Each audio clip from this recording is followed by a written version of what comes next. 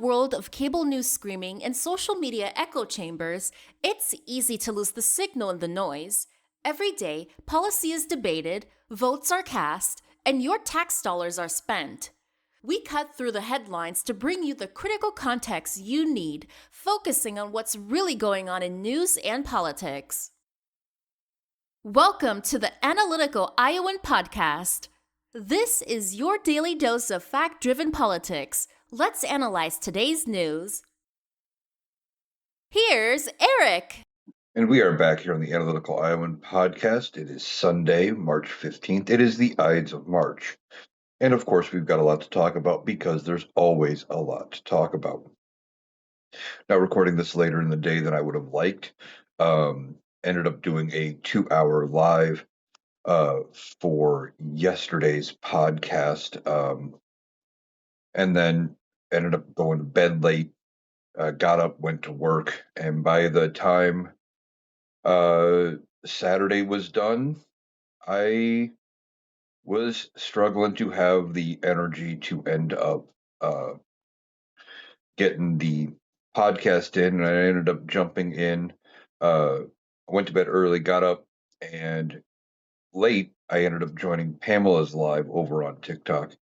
And I don't know how, but somehow I was able to sit on that panel for over 6 hours. Didn't intend to be there for 6 hours, had great conversation. And of course, filled in some gaps. So, of course, having to work a full-time job beyond doing content creation, had to go to work Sunday and did that. So by the time I got around to actually recording for the night, it was much later. Now, hopefully, I won't run into any snags and I'll be able to get this up yet today. If not, it'll go up sometime tomorrow. We are experiencing a blizzard here. You may hear wind in the background.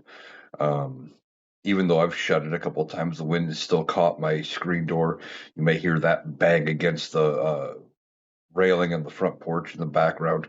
We're dealing with 25, 30 mile an hour winds. Not a lot of snow.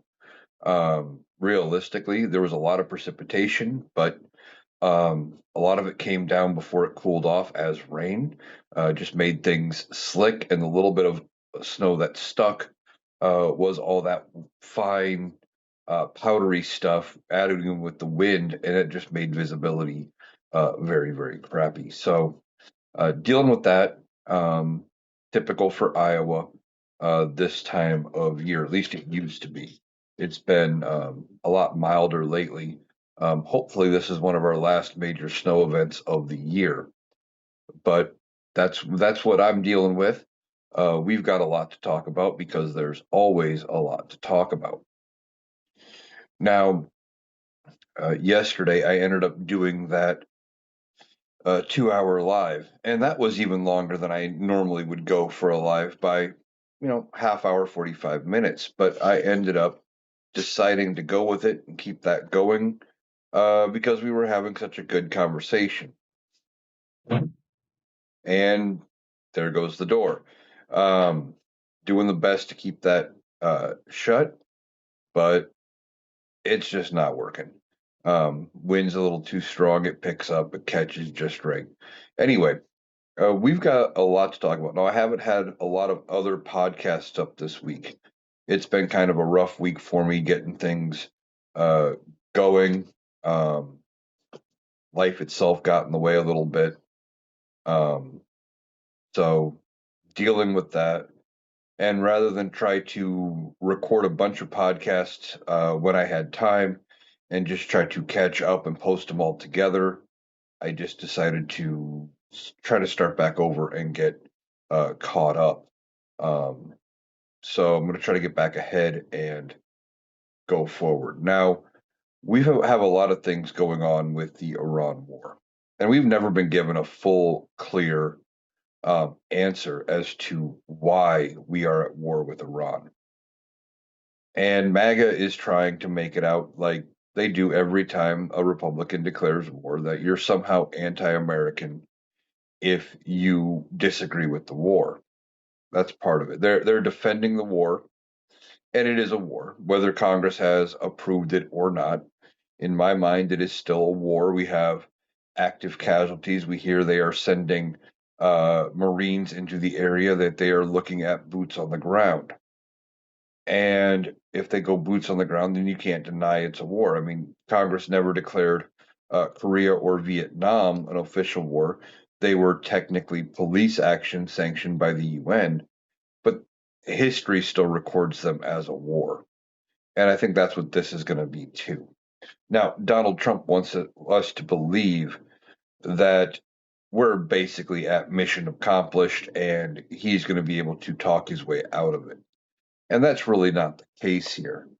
Um, we're not anywhere close to being done with Iran. Now, he may want to be done because it is, uh, you know, disadvantageous to him. It's going to hurt him in the midterms. It's hurting his poll numbers. The stress is hurting his health. And he only did it to distract from the Epstein files. He did it to distract the uh, from the failing economy, from the fact that his foreign policies are not working. And he did everything he said he would, or that he blamed Barack Obama for, all the way back during Obama's first term, and said the president. This is Donald Trump talking about Barack Obama. He said the president would go to war with Iran because his poll numbers were bad. He said the president would um, end up going to war with Iran to prove he is a tough guy, and that he would go to war because he's a failed negotiator. Well, Donald Trump is all of those things.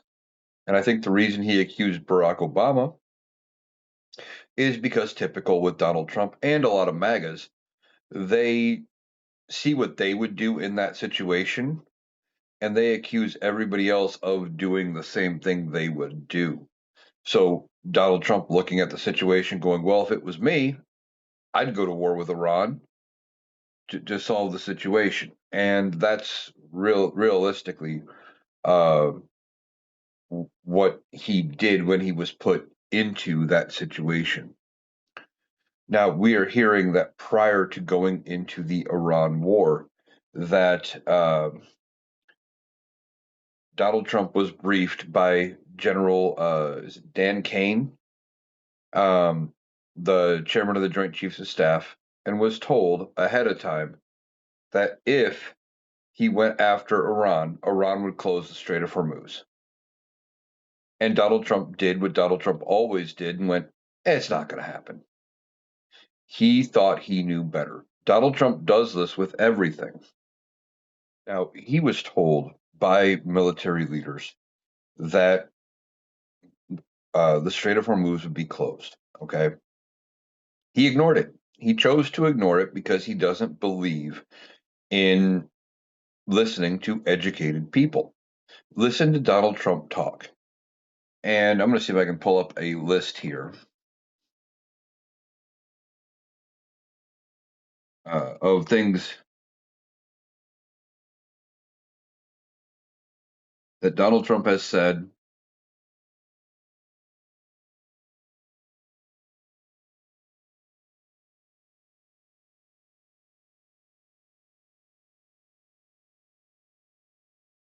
Here's a list.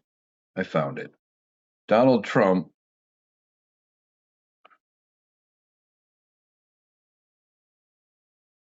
always says, whenever he talks about a subject, I'm going to start reading down this list. It's not in the best format, but uh, you ever listen to him talk? And I know it's hard.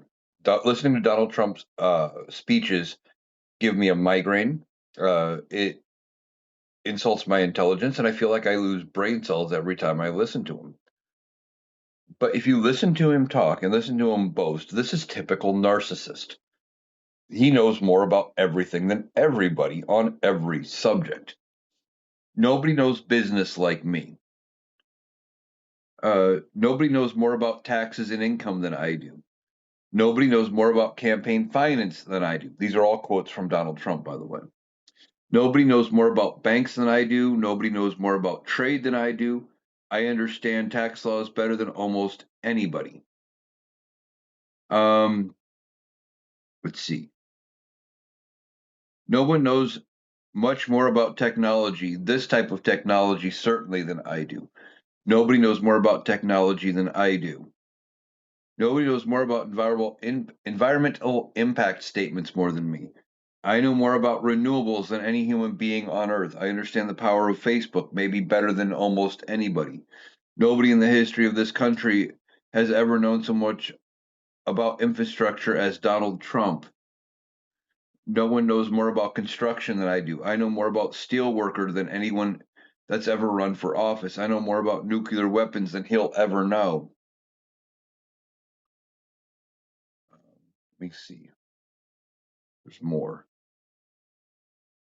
Um, Trump says, I know more about golf than Obama does. Uh, and then Donald Trump, of course, has said, the truth is, I'm actually a very modest person. Very modest. It's true. And there's even more. He talked back in COVID times, he talked about knowing more about viruses than anybody. He knew more about vaccines than anybody. He knew more about medicine than anybody. Donald Trump brags all the time. And when people um, know what's going on, tell him something he doesn't like, he dismisses their knowledge as being wrong, right? You have to go in and you have to approach Donald Trump a certain way. We heard all the way back in his first term that his aides were having to write his briefings as one-page briefings, and he doesn't even read those anymore. That they were looking at now, formatting them like Fox News clips, a TikTok style news clip, 90 seconds to 2 minutes of a talking head talking to him and telling him what he needs to know in simplified terms because he's struggling to even understand written instructions at this point. But Donald Trump claims to know more than anything and everything about every subject than anybody around him. So when his chairman of the Joint Chiefs comes and tells him, Donald, going to war with Iran's a bad idea, and if he's already made up his mind, he's going to dismiss it. He's going to ignore the intelligence and say, well, you're just wrong. Well, look what happened. Okay. They told him that Iran had the capability to block the Strait of Hormuz, which 20% of the world's oil and natural gas come through that strait. And, oil and gas prices have gone up. Gas or oil, I believe, is up around $100 a barrel again, if not over $100 a barrel. I think it ended over on Friday, at least for certain blends. Not an oil and gas expert. That would be Mr. Global. But he's he was told and he ignored it. And this is the person that MAGAs cheer. Now, why do they cheer him? Well, because he talks like them. Okay. He talks on about a third to fourth grade level, maybe fifth on some days, but it's getting worse. And, as the dementia, gets worse, you're going to see him start to slip back and he starts to regress. You're going to start to see him using a smaller and smaller vocabulary. And MAGA loves it because one of the things they equate education with and using a large vocabulary and using the correct terminology, they equate it with talking down to people. Okay, that's how they view it. I've had numerous conversations with MAGA, um, where they feel like educated, specifically educated Democrats, but educated people in general, um, will be talking down to them just for speaking about things they know, right? If you're using more than about a three-syllable word, and even three-syllable words are, for some of MAGA, is getting pretty big. Um, they view you using the educated lingo as talking down, that you're trying to prove you're better. And that's one of the things Democrats need to work better on. Was on a live, I think it was with Will, but I could be wrong. We were talking about the way to talk to farmers. I think it was Will, now that I think about it. And he said the easiest way you could get farmers to come around and vote against Republicans is go simple. Are you better off than you were under Joe Biden? Are you making more money? No fancy words, no uh no big words, nothing they got to go look up in a dictionary. Plain and simple fact. Are you making more money? Are you better off? And that will drive the MAGA to think about things. Now, getting MAGA to come over to our side is going to be always a long shot, right? We're not going to convince about 30 to 35% of this country, the diehard MAGA cult. They are going to have to come there on their own. Now, there's nothing we can say to them, nothing we can do to convince MAGA that they are uh, being lied to. They need to get there on their own about everything. Now, uh, what's going to probably happen, and we already see some of it, right? You hear people in red states coming out going, well, I didn't get nearly as much food stamps as I used to. Where'd my food stamp money go? Well, that would be Donald Trump and the one big beautiful bill cutting food stamp benefits. You hear people here in Iowa. I'm hearing people complain that food stamps are harder to use. Now, let me pull this up here.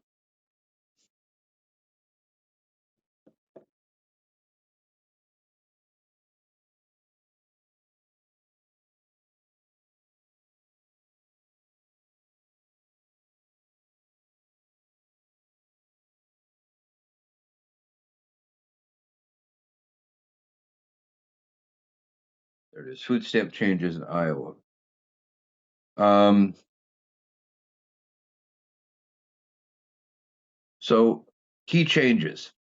Under the new guidelines, SNAP benefits will no longer cover taxable food items. This includes products such as candy, soda, sugary beverages that contain less than 50% fruit or vegetable juice. Now, I said it was 100, but apparently it's less than 50. Either way, most of your juice blends that you go to the store and get, um, like Juicy Juice is a major brand that uh people like and that kids like, but it's only like 30%, I think, or 10% juice. It's not, it's, you know, juice concentrate and then it's mixed with water so it goes farther. And it's just more, it's juice flavored water. It's not that it's unhealthy, although sometimes it is because they add a lot of sugar to it, um, and sweetener, but that would be it out. Anything less than 50% juice is now considered not prepared for that is not food stampable. Additionally, some prepared foods and snacks that are not exempt from state sales tax will also be excluded. Um, it's to focus on healthier options, fruits, vegetables, bread, and dairy products. They claim it is to get you to eat healthier, right? To encourage healthier eating. Except here's the thing with this. That is the Republican government, again, as they do with almost everything, they sit there and they're telling you they know more about what you should be doing than you do. They want to control your life. They tell you they are for small government, but they're actually not. Um, they are telling you what you should be able to get. Let's see here. I'm looking to see if there's any more. Uh, no, that's not the one I wanted. If there's a more list, because we had heard going in that it was. Oh,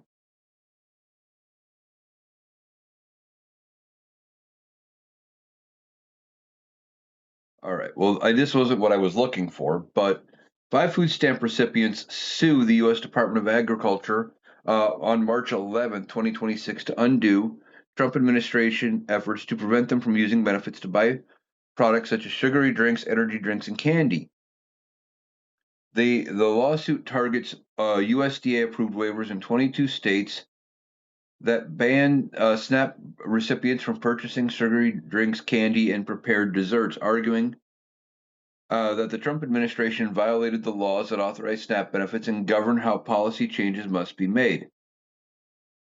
Case is still ongoing. It just happened.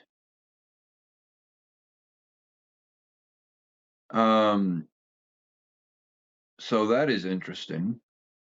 In Iowa, considered to have the most restrictive waiver, SNAP benefits can only use benefits for foods and beverages not subject to state sales tax.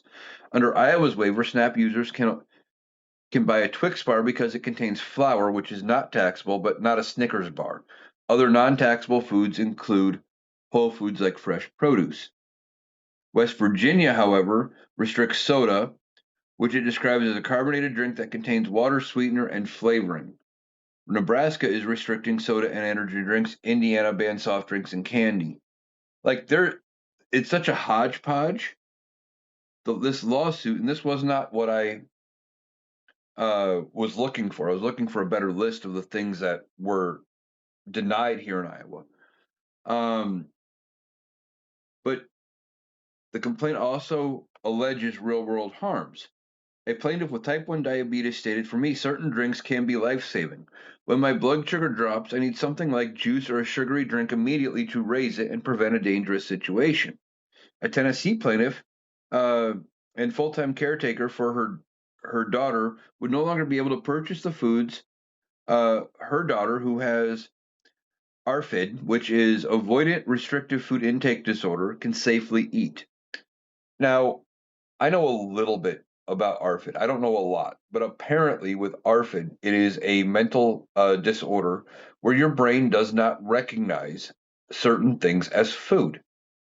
There are only certain things your brain recognizes as actual food. And it doesn't matter what you put in front of a person with that diagnosis, they're not going to eat it.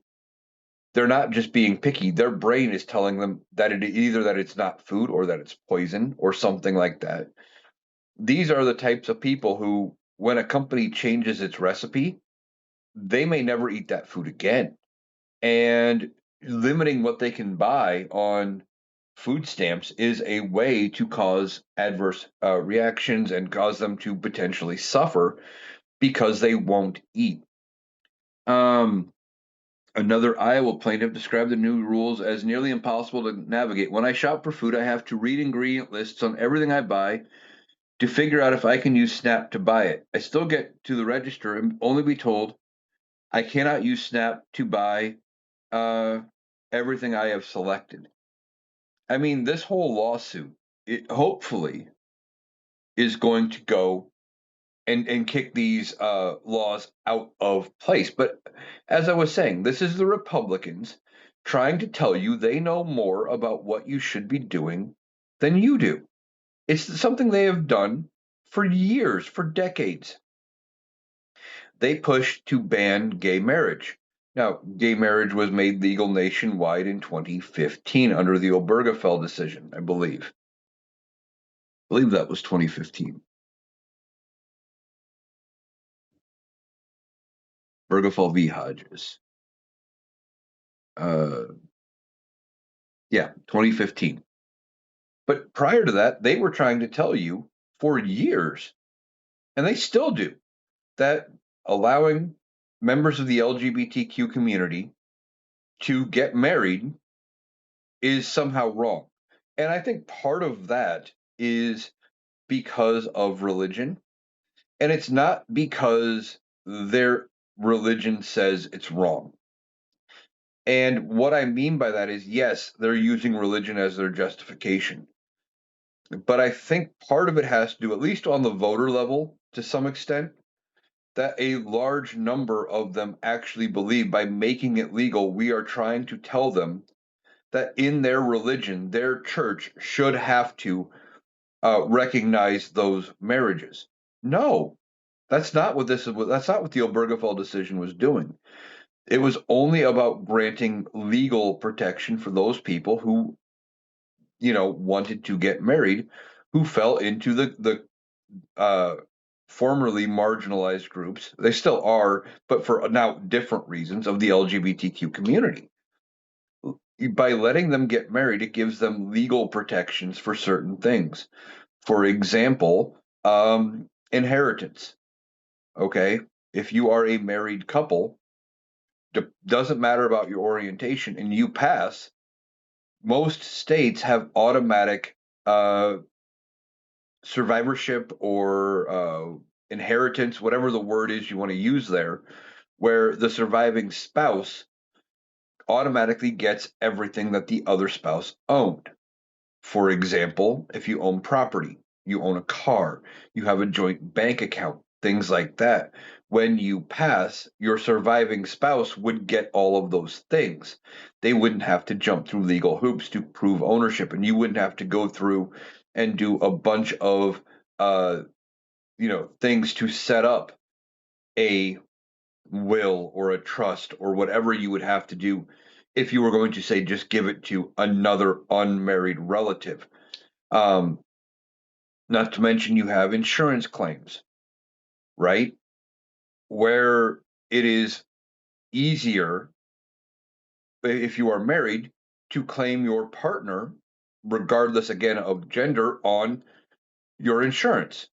You have a case where uh, two people are now married, they can get insurance through work. And there you go. Um, where before they would have to either get separate policies, or sometimes if the one partner was not working or didn't work at a job that had insurance, potentially even with the Affordable Care Act, especially now that the ACA subsidies have expired, would have to pay large sums of money. And this was about extending the same legal rights to people. We didn't care when the Supreme Court passed Obergefell, they never said that in your church, your local priest, parson, minister, reverend, whatever term you want to use, rabbi, whatever term would fit that. And because for the most part, the ones you are hearing squawking the loudest against it is still Christians. uh, we're not saying your church has to acknowledge it, has to accept it, has to approve it, or perform the ceremony. They don't have to do anything. They still have the personal choice to say no, especially in a religious setting. Now, of course, MAGA likes to come up with these hypotheticals.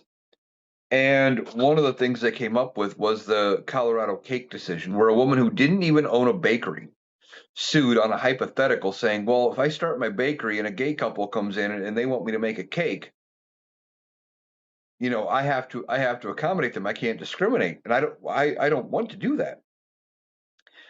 See, what MAGA fails to understand is there are ways they could have still accomplished the same thing. And I've said this for years. Now, this isn't me being insensitive. At least I don't think so. And if I am, let me know in the comments. But if you absolutely are against people getting married, which I am not. I think anybody who wants to get married, if they want to be married, let them, as long as they are consenting adults. And there is no other reason as to why they should not be married. We're talking that they are familial related, um, or that there is some other dynamic as to why they should not be married. But if you are consenting adults and there's no coercion, there is no force, there's no exigent circumstances. As long as they're both willing and they know what they're doing, basically, I don't care. But what this cake decorator could have done, and I said this while this case was going through the courts, well before I was ever on social media. I said, look, they're just dumb. If you don't want to make the cake, all you do is say, we're too busy that weekend. Sorry, we can't do it. Doesn't matter if you have no cakes going out that weekend. Doesn't matter if your schedule is booked free. You just tell them you're busy. If you don't say I'm not doing it because you're a LGBTQ couple, you can refuse service to anyone for almost any reason except protected reasons that would be discriminatory. If you phrase it in a certain way, and maybe I'm wrong on that, but you would be able to say, "Sorry, I'm too busy that weekend. I got conflicting orders that weekend. I can't do it. I don't have the time."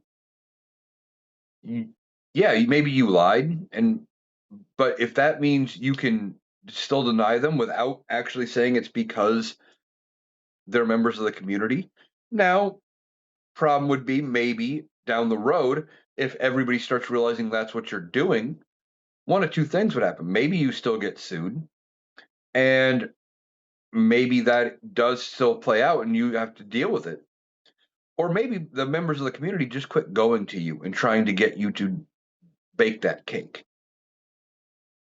You could have at least tried that, but instead you come up with this hypothetical, you sue to the Supreme Court, and try to get the Supreme Court to okay uh, you going ahead and being discriminatory. It's ridiculous, but that's what you get out of MAGA. Now, kind of got way off topic because we started with Iran. I want to go back to Iran for a little bit before I move on to something that came up in the live I did with Pamela the other night. It came up several times. There is a fly flying around me. Hopefully, I got it. Driving me nuts. But and one of the things I wanted to talk about is Donald Trump is lowering the sanctions on Russia, and he's doing that specifically on Russian oil. Why? Because 20% of the world's oil supply is flowing or not flowing right now through the Strait of Hormuz. So he figures if we uh, lessen the burden on oil coming from Russia, and they can start selling it, it's going to offset prices. Same thing that he did with opening the Strategic Petroleum Reserve. Now he is releasing a bunch of oil, about I think it was 170 million barrels over the next several months, about what Joe Biden released at the beginning of the Ukraine Russia war, and that Joe Biden took a bunch of shit for, and that he never, MAGA and the Republicans ended up saying, "Hey, that's a bad idea." They were so pissed. Oh, he's depleting our reserves, except for the fact that when he did release the oil, he had actually done it and made the government money because of the price we had bought it at, and he helped keep and stabilize the oil prices and gas prices at the time, as well as made the government money. Now, this is just Donald Trump trying to do it to save his hide because gas prices are going up. And now he's lessening the restrictions on Russia, which means Russia is going to have more money to fund the war in Ukraine. And Donald Trump, being the man of peace, he really doesn't care about peace. That has been confirmed. Um, that he is um, going after anybody and everybody, but he's releasing Russia to sell some of their oil, which is going to give them money to fund their war in Ukraine, which is going to put Ukraine on a tougher path, and it is going to put um, everybody in Eastern Europe in a tougher situation where NATO may have to actually get involved in Ukraine.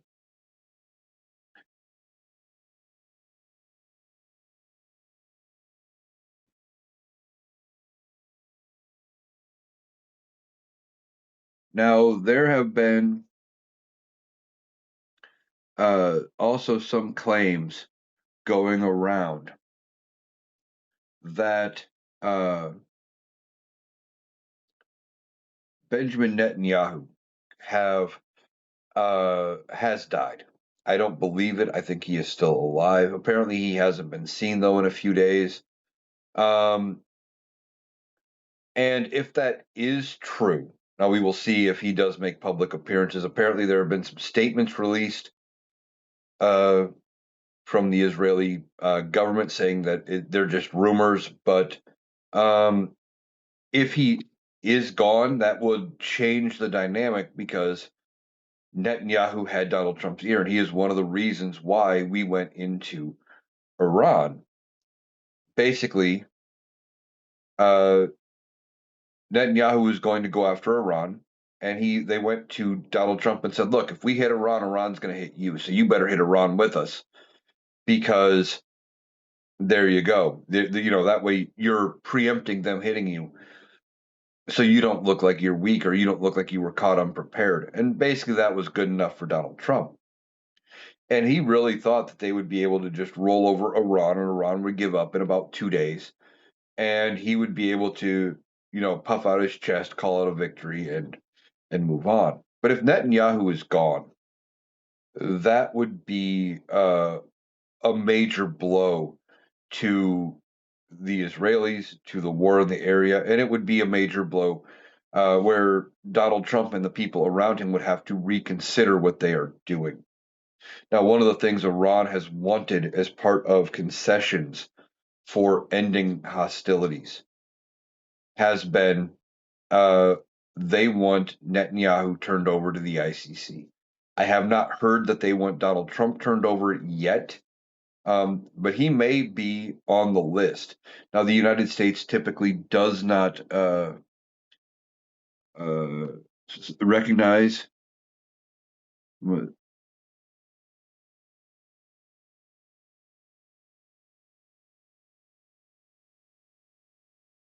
I'm looking it up real quick. I remember. I want to make sure I get this correct. So, the United States does not recognize the ICC primarily over concerns to national sovereignty, the potential for politically motivated prosecutions, and the desire to protect U.S. military personnel from the international jurisdiction.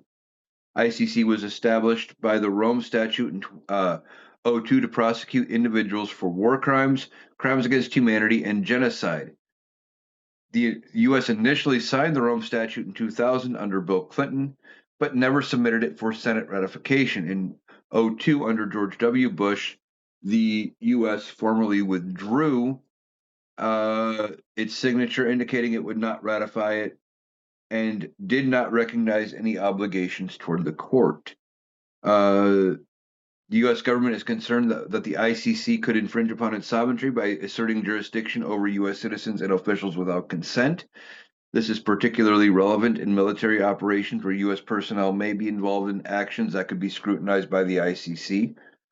There are fears that the ICC could be used for politically motivated prosecutions against U.S. officials, which could undermine U.S. foreign policy and military operations. Critics argue that the court lacks sufficient checks and balances to prevent such abuses.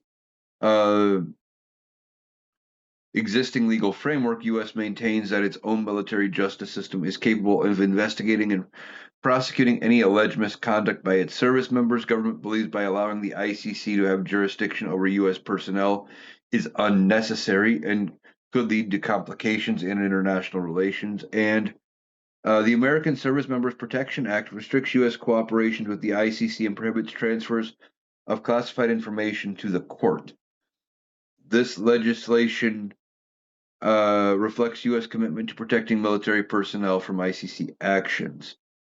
Um, Recently, the U.S. has also expressed strong opposition to ICC investigations into alleged war crimes involving U.S. and Israeli actions, viewing these as illegitimate.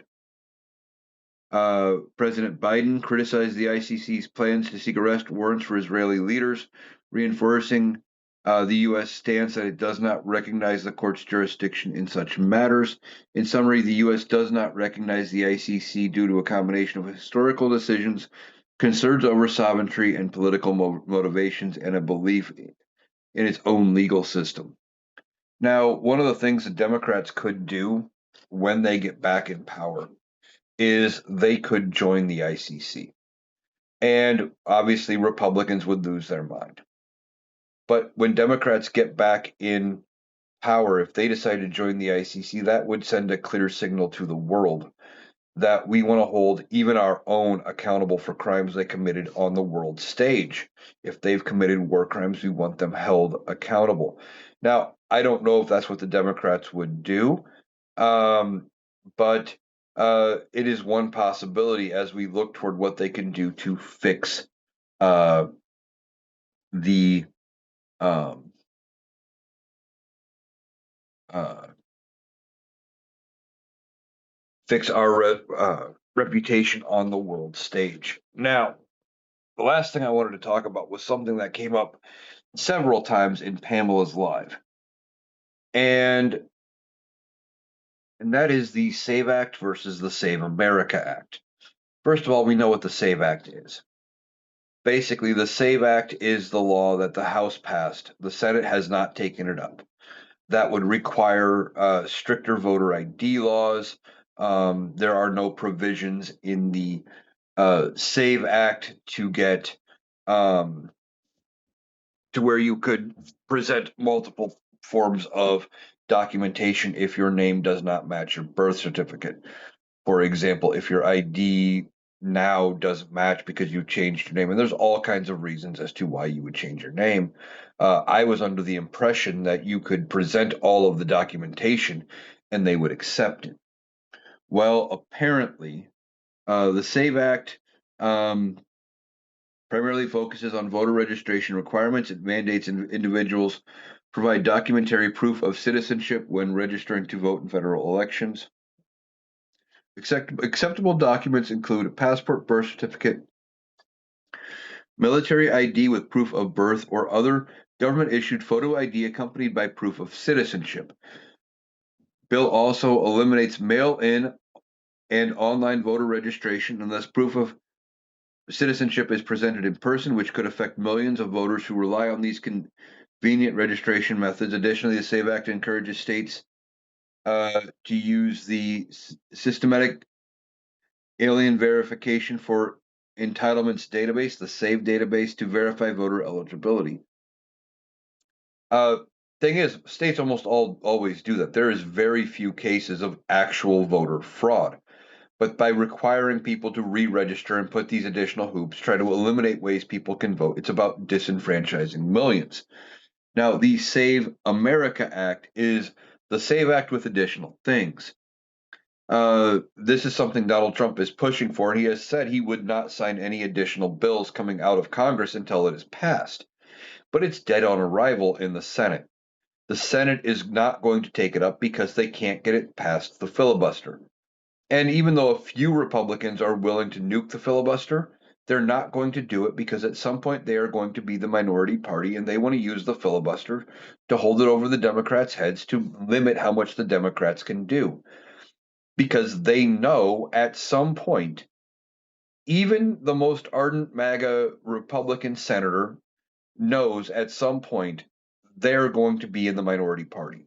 It may be in 28, it may be in 2050, but they know eventually they are going to lose the Senate again. And they want to make sure that they have a safeguard in place to prevent the Democrats from getting whatever they want. Now, I personally think the Republicans are going to lose the Senate in 28 at the latest. I think they could lose the Senate as early as 26.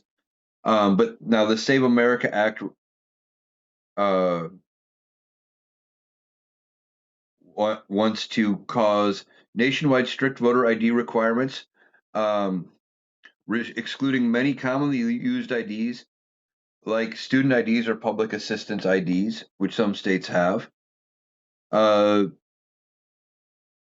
requiring voters to present proof of citizenship when casting a ballot. So you would go in, not only would you have to prove your citizenship when you register to vote, you would have to reprove your citizenship every time you go to vote. And as we've talked about, that would be a poll tax. And not in that you would have to pay money at the time when you go to vote, which is clearly a poll tax, but by requiring you to go get documentation that costs money is a poll tax. And I think it's the 24th Amendment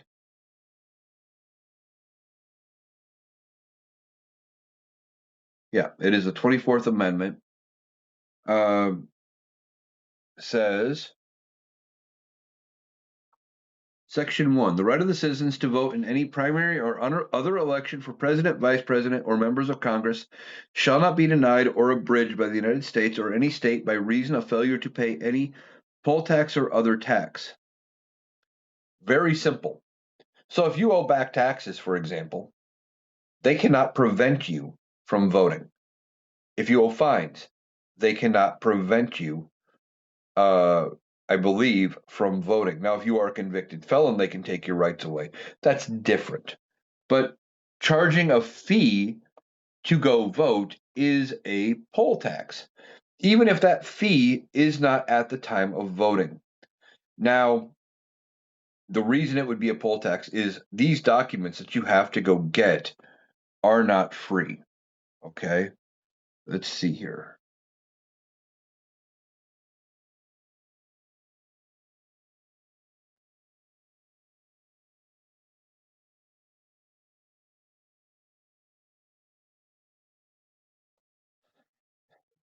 So, depending on how you have to go, it's either 15 for a copy of your birth certificate, for a certified copy, $29 for online requests through Vital Check plus additional state fees, $20 for a certified copy if applying in person. And if your additional fees may apply for online or phone orders. So you're talking about anywhere from $15 to $29, and you have to go get that, or you pay even more money. Now, that would be a poll tax. Okay. You have to re-register or re-show your verification. If you even get all that documentation, you would have to re-show it at the time you go vote, and they could still deny it. So you go vote, you have all your documentation, and it's up to that poll worker to say, no, I don't accept this, and move on. No. They want federal oversight of voter rolls, which is also illegal because in the Constitution, states conduct elections. Period. But they want to direct states to submit voter registration lists to the Department of Homeland Security for verification. Now, what they want is they want a list of people to go after, to intimidate, to try to keep people from voting. And they have criminal penalties for election officials who register voters without proper documentation. It is designed to centralize eligibility checks and enforce stricter identification rules, which could create administrative burdens for state and potentially disenfranchise millions of eligible voters, particularly those without ready access to passports or birth certificates, including young people, low income individuals, and married women who have changed their name. Uh, Now, it has passed, parts of it have passed the House, not all of it. And it's dead in the Senate. It's not going to pass. Now, people are worried Donald Trump is going to enact a executive order doing this. He tried once. Courts blocked it. DOJ did not take up the appeal. And he's talked about doing another executive order. But again, the courts are going to block it. Even if this thing were to pass, which it won't, but even if it were, I can almost guarantee that the courts are going to block it in part because of real world implications. Okay. We are less than 8 months away from the midterm elections. States have already undergone primary elections, and primaries are coming up. Let's see. Let's see which one's next. I think there's one tomorrow or Tuesday, actually.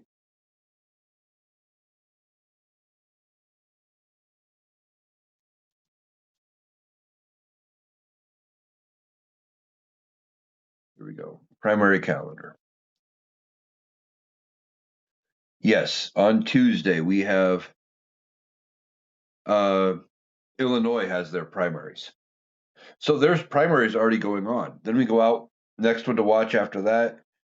Uh, is it until April? April we have New Jersey. Then May is Indiana and Ohio. But few by few, we are going to get uh, states having their primaries and changing these laws as far as who is eligible, how they can vote, etc., is going to screw up things leading into that election. I can almost guarantee that the courts are going to uh, suspend it, that they are not going to allow the SAVE Act if it were even possible for them to get it through the Senate, which again, it's not. They're just not going to do that. Okay. What I think is going to happen. Now, I could be wrong. I've been wrong before because I was convinced Kamala Harris was going to win the election. Everything was pointing that direction and she lost. So, I mean, I could always be wrong. But what I think is going to happen is that it's just dead in the Senate. It's not going anywhere. They're going to keep talking about it, and it's because Donald Trump needs an excuse for why he lost. So when the Republicans lose the House, and they're probably going to lose the House, I mean it's almost a guarantee. It's not if they lose it, it's by how many seats. And based on everything I am seeing, I am convinced it could be by up to as many as 50. Then it's whether or not the Senate flips. Senate could flip. We've talked about it a lot. It's possible. It's a tough chance, but it's possible. And from there, Donald Trump wants an excuse as to why his side lost the midterms. He's always had an excuse. It's always been cheating. Look back to his very first primary, the Iowa caucuses in 2016. He loses to Ted Cruz. Oh, they're rigged. It was rigged against me. They hate Trump. It's rigged against me. He has been using that refrain for 10 years.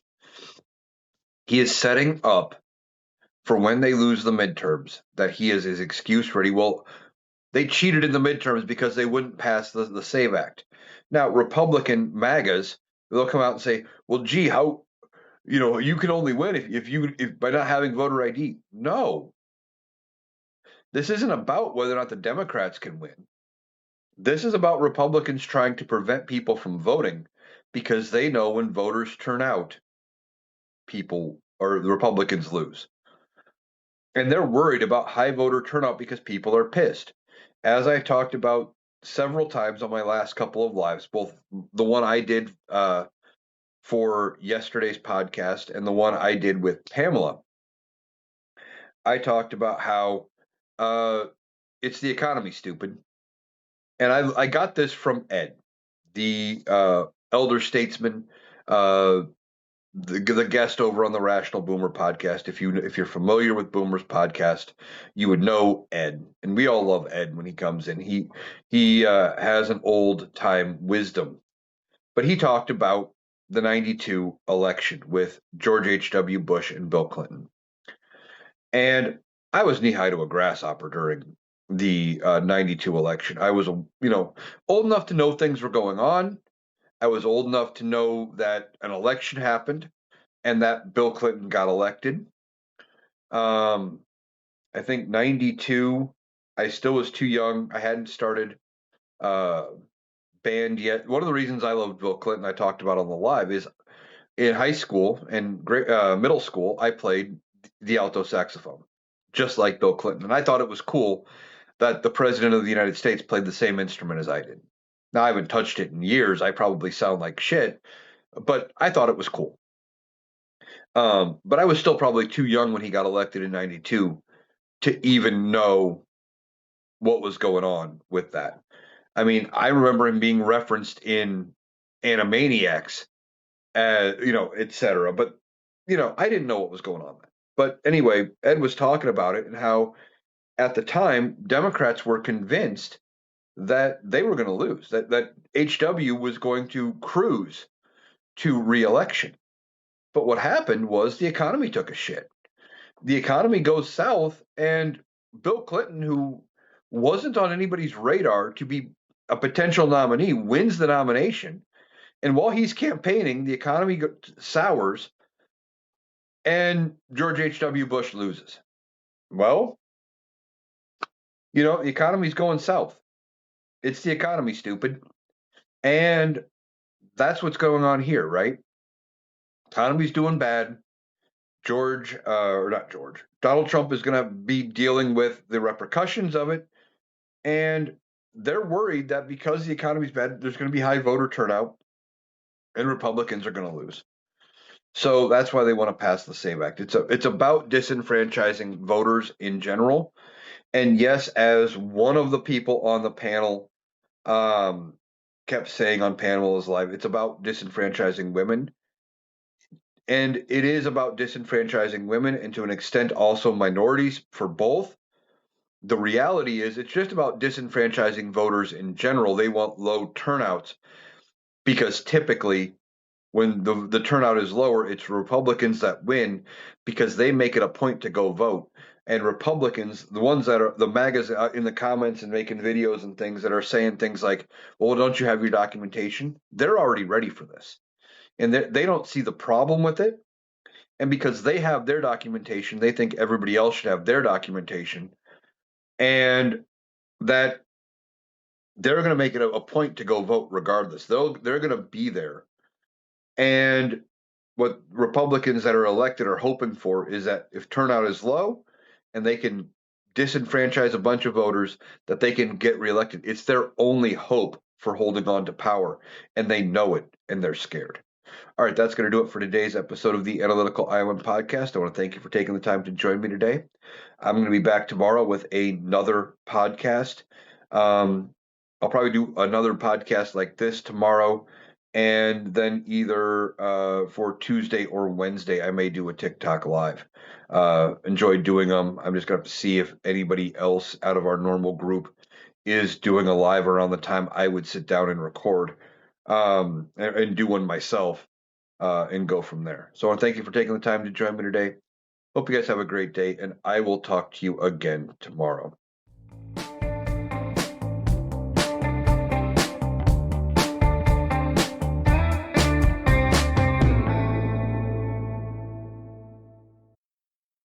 That was Eric. That does it for our analysis today. If you appreciated us cutting through the noise to get to the critical context, please make sure you're subscribed to the Analytical Iowan podcast on Spotify and YouTube. We'll be back tomorrow. Thanks for listening.